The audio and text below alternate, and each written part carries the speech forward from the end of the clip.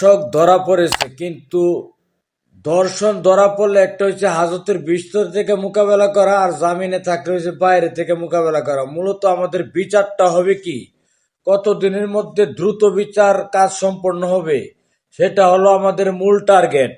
এটা cognisance offence এবং নন ভেলেবল offence, অজামিনযোগ্য অপরাধ এবং একটি আমলযোগ্য অপরাধ।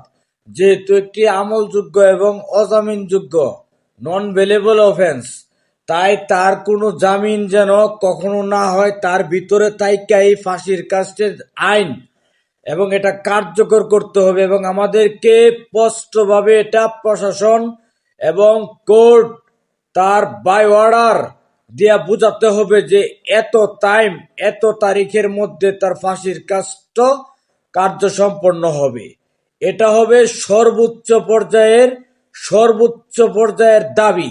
আমরা একটা হলো বিচারের জেল হাজতের ভিতরে থেকে বিচারের মুখোমুখি হওয়ারে বলে অ্যারেস্ট, আর বাইরে থেকে বিচারের মুখোমুখি হইরা বলে এটা বেল।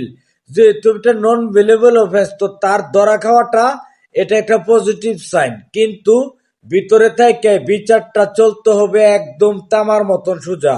অলরেডি স্থানীয় সমস্ত তরুণ সমাজ, অলরেডি জেনজি সবাই স্পষ্টভাবে বলে দিছে তার ফাঁসি চাই।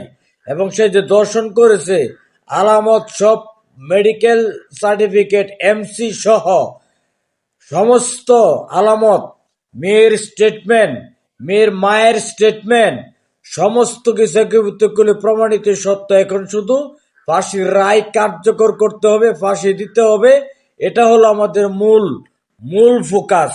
আর মাননীয় এমপি মহোদয়কে অন দ্য স্পটে আসতে হবে এবং কত দিনের মধ্যে কিভাবে করবে, দ্বিতীয়বারের ধরনের ঘটনা যেন না ঘটে, প্রশাসন তার নিশ্চয়তা রায়পুরাবাসীকে দিতে হবে। এই রায়পুরাতে কোনো প্রশাসন অবশ্যই এটা নির্ণয় এবং এই হেফাজত করতে হবে যে আমাদের মা বোন এরা নিরাপদ থাকবে, গ্যারান্টি দিতে হবে।